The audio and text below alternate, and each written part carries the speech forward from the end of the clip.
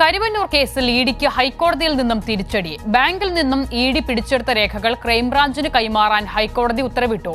Crime branch സമർപ്പിച്ച ഹർജി പരിഗണിച്ചാണ് ഉത്തരവ്. സാലി മുഹമ്മദ് വിവരങ്ങളുമായി ചേരും.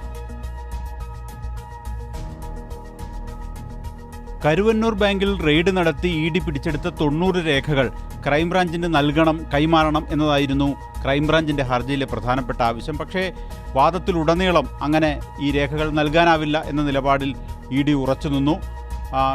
പക്ഷേ സർക്കാർ ആവശ്യപ്പെട്ടത് ഈ രേഖകൾ ഫോറൻസിക് പരിശോധനയ്ക്ക് വിധേയമാക്കേണ്ടതുണ്ട്. ക്രൈംബ്രാഞ്ച് അന്വേഷിച്ചു വരുന്ന കേസാണ്.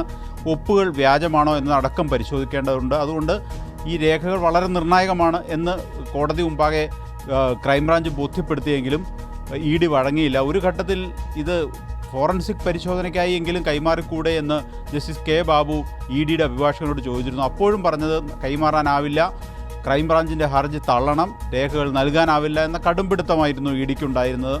പക്ഷേ അതെല്ലാം കേട്ട കോടതി അന്തിമ ഉത്തരവ് പുറപ്പെടുവിച്ചപ്പോൾ ഇഡിയുടെ നിലപാടിനെ പൂർണ്ണമായി തള്ളുകയാണ് ഉണ്ടായത്. അതായത് രേഖകൾ കൈമാറണം എന്ന് തന്നെയാണ് സിംഗിൾ ബെഞ്ചിൻ്റെ ഉത്തരവിൽ വ്യക്തമാക്കുന്നത്. അതായത് 90 രേഖകളാണ് പിടിച്ചെടുത്തത് PMLA കോടതിയിൽ ഇപ്പോൾ ഉള്ളത്.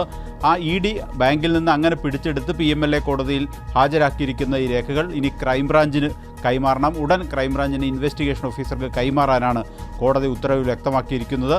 വൈകാതെ തന്നെ 2 മാസത്തിനകം ഇതിലെ നടപടിക്രമങ്ങൾ പൂർത്തിയാക്കണം എന്ന് ക്രൈംബ്രാഞ്ചിനോടും കോടതി നിർദ്ദേശിച്ചിട്ടുണ്ട്. ഇഡിയെ സംബന്ധിച്ചിടത്തോളം ഇന്നത്തെ കോടതി വിധി വലിയ തിരിച്ചടി തന്നെയാണ്. കാരണം തുടക്കം മുതൽ ഇഡി സ്വീകരിച്ച നിലപാട് ഈ രേഖകൾ തങ്ങൾ പിടിച്ചെടുത്ത സ്ഥിതിക്ക് ഇനി ക്രൈംബ്രാഞ്ചിനൊന്നും നൽകാനാവില്ല എന്നുള്ളതായിരുന്നു. പക്ഷേ ആദ്യം അന്വേഷണം ആരംഭിച്ച ഏജൻസി ക്രൈംബ്രാഞ്ചാണ്. അതിൻ്റെ അടിസ്ഥാനത്തിലാണ് പ്രതികളെ അറസ്റ്റ് ചെയ്തതൊക്കെ. പിന്നീട് പക്ഷേ രാഷ്ട്രീയ താൽപ്പര്യങ്ങളുടെ പേരിൽ എന്ന ആരോപണം ഉയർന്നു. ഇഡി രംഗത്തെത്തി, ഇഡി ചില നീക്കങ്ങൾ നടത്തുന്നു. അതെല്ലാം തുടർന്നുകൊണ്ടിരിക്കുകയാണ് ഇപ്പോൾ ഹൈക്കോടതിയിൽ നിന്ന് ഇഡിക്ക് വലിയ തിരിച്ചടി ഉണ്ടായിരിക്കുന്നത്. സാലി മുഹമ്മദ് വിവരങ്ങൾ നൽകിയത്.